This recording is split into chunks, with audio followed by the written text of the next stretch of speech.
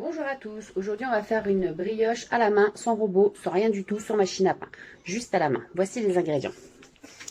Alors, 350 g de farine, 175 ml de lait tiède, pour ma part 20 g de fructose, sinon 40 g de sucre, 75 g de beurre ramolli, un œuf battu et de la levure de boulanger. Celle-ci, suivre les instructions. Voilà, donc là ils disent un sachet de levure ou 4 cuillères à soupe d'eau tiède ou de lait tiède. Moi j'ai pris le lait des 175 ml. Vas-y. Alors, ensuite, on va tricher, on allume son four, on met en écrou, enfin ce qu'on veut, et on le met au plus bas que vous pouvez le mettre. Hop, moi c'est 35 degrés normalement. Voilà, et on laisse préchauffer le temps de faire notre brioche. Alors, pour ce, dans le saladier, la farine, une pincée de sel, hop, les produits secs en fait, et le sucre. À l'aide d'une cuillère en bois, on mélange, hop, et on fait un puits. On y dépose notre levure délayée, vous voyez, elle est là, hop, hop là. Ça c'est ok. Le lait qui est tiédi, notre œuf et enfin le beurre ramolli. Hop là. Et voilà, et avec la cuillère en bois on travaille. Alors c'est physique, c'est beaucoup plus dur qu'avec un robot ou une machine à pain, bien sûr. Hop. Donc à vos biscottos et à votre huile de coude. Hop, votre farine sur le plan de travail, sur les mains. Bien sûr, on se lave les mains. Alors, une fois que vous avez formé votre boule, hop, allez, on va activer la levure. Hop. Alors, ceux qui n'aiment pas travailler à la main, bah, tant pis pour vous. Non, sinon, vous continuez à la cuillère en bois. Et c'est quand même mieux à la main, parce qu'on travaille bien notre petite boule de farine. Hop. Surtout, bien la travailler pour bien mélanger tous les ingrédients. Et surtout, c'est activer la levure. Il faut savoir que la levure, c'est un produit qui s'active. Quand elle commence à coller, on va foutre. Voilà, la petite voix que vous entendez, c'est une de mes jumelles. Ouais. Alors, dans un plat adapté au four, on s'en fout parce qu'on ne va pas faire chauffer dans le four. Hop.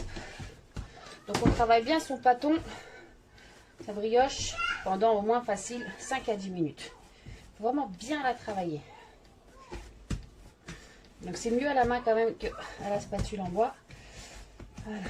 On forme une petite boule, on met de la farine dans son truc. Hop. Ensuite, un torchon, on couvre et hop, suivez-moi. Notre four a chauffé à 35, on l'éteint, surtout, hein, et on y met ça à lever pendant 30 minutes. Alors, comme vous voyez, après une demi-heure, 45 minutes, elle a doublé de volume. Alors, là, on va passer, ça s'appelle la dégazer. On farine. On la sort de son plat.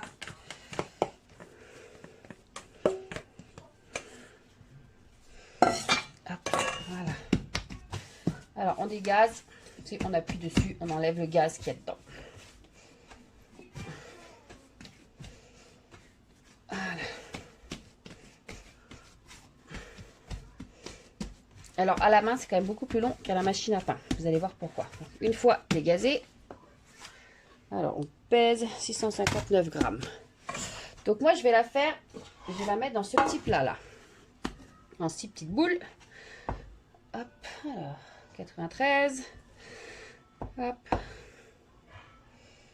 118, un petit peu beaucoup là. Hop.